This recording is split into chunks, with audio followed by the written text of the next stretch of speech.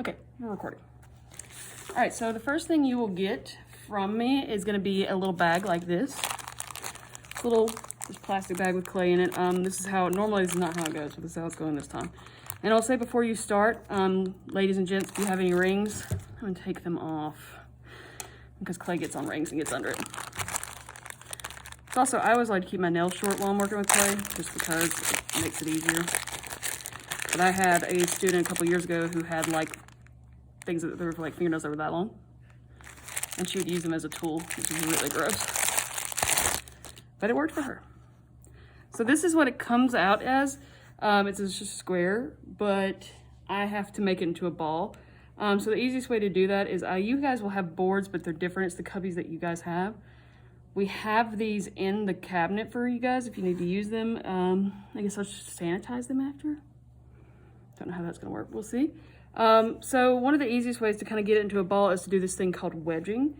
And that's just where you take it and you press down and pull back. So you just kind of keep doing that. And you'll see this clay is kind of cracking. And that's because it's not got a whole lot of moisture content in it. So I'm just pushing it down, pulling back, pushing down and pulling back. And I'm holding in the sides with my hand. Now, because it doesn't have a lot of moisture content in it, in your cubbies, and I will give you these when y'all come, there's little spray bottles. Those little spray bottles hold water.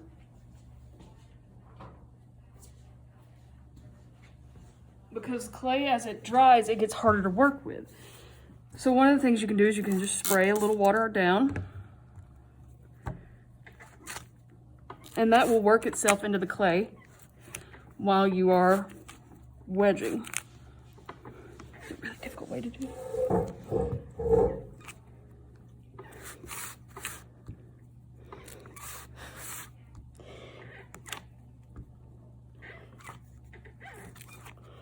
So it's just push down, pull up, push down, pull up, push down, pull up. This is called ram's head. You don't push down too hard. You don't just pull up a little bit because somebody thought that looked like a ram's. I think I mentioned this already once before, but gives you an idea. So I'm just gonna roll it up.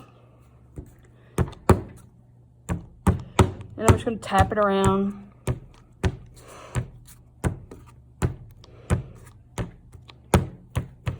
I'm gonna put it in my hand. Should be pretty malleable now. You can roll it on the table. That doesn't give it a very even texture though, an even feel. It's kind of better to do it in your hands.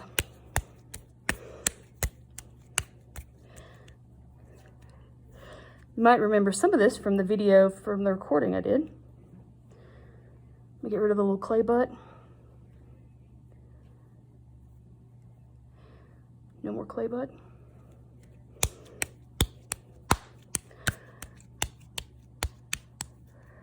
I'm just gonna kind of press, roll, press. The good way to do this is keep it moving, because you gotta keep it moving in a circular way, because everything you're doing is circular. So, and it's okay if it's not a perfectly round form. Definitely don't expect that, but as rounded as you can get would be nice. And then kind of smooth them down, because any of those places that you don't have smooth down are going to become cracks. So you need to blend the clay, get it to like each other again. That might be near a bubble later. I might have caused an issue. But there we go. So I have sort of ball of clay. I'm going to start right here because it's the ugliest part. And I want it to be the hole. So the easiest way to do these is when you start to push in, go ahead and rotate. So as you're pushing down, you're rotating as well. And that's causing it to be way more even just going ahead and starting out.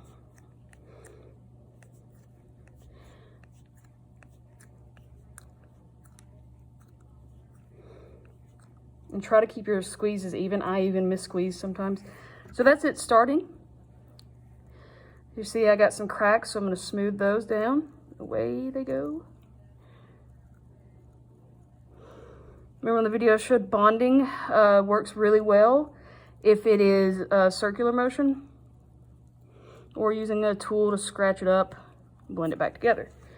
So I'm gonna keep rotating this. I have it in my palm, rotating it, turning and turning and turning forever.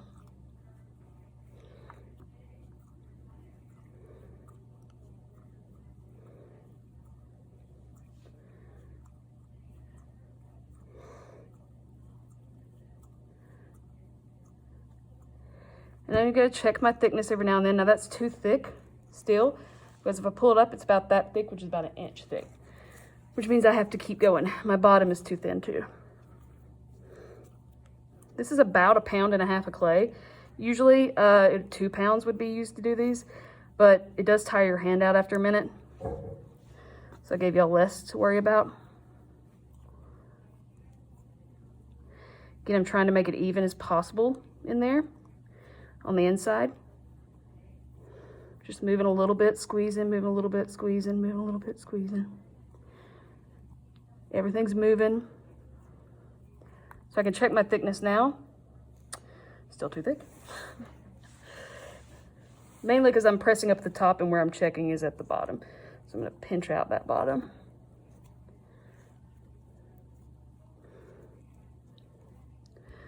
It's doing a little better. So let's see, I might stand it up now and try.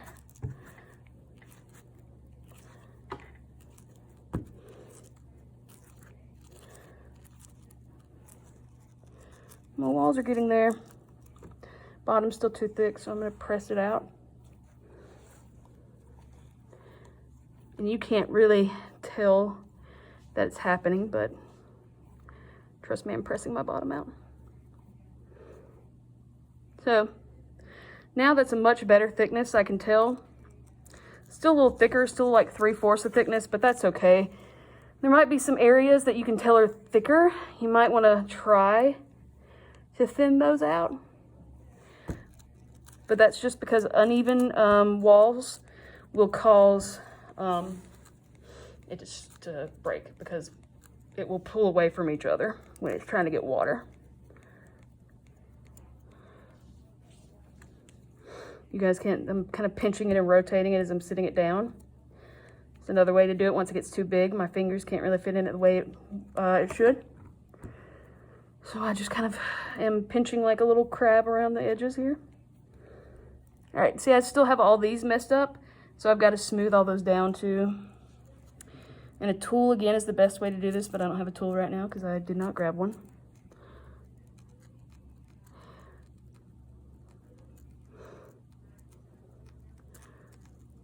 But just pinching it, moving the clay around. It's going to be your best bet. See, there's a big crack right there.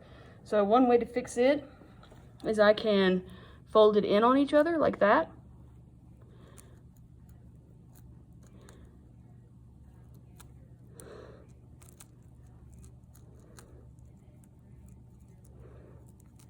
And then that crack is now gone. And hopefully that's a permanent fix.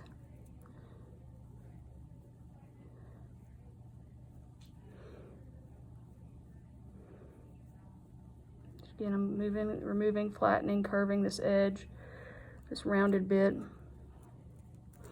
And from here, the steps pretty much just consist of you smoothing, you making your rim the way you want it, you putting your design on it. So my pot is kind of shaped different than it has been in the past. You can see I have a lot of fingerprint texture. If I want to get rid of that, now is the time to do that. If I'm keeping that, that's also a good time. It's okay to do that. If you want your bottom, you need to make sure your bottom's a little flat, so you can just kind of lightly tap it down. That'll give you a nice flat bottom.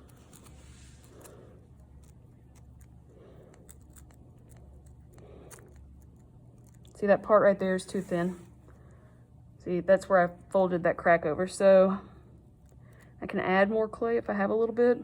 I can just kind of deal with it. I'm gonna deal with it.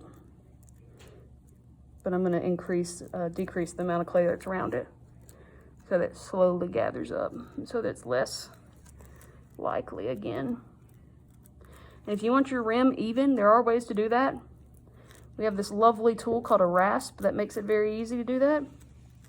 But also when your piece gets about leather hard, a way to do that is to, this is not leather hard so it won't work, but you can spray a little water on here.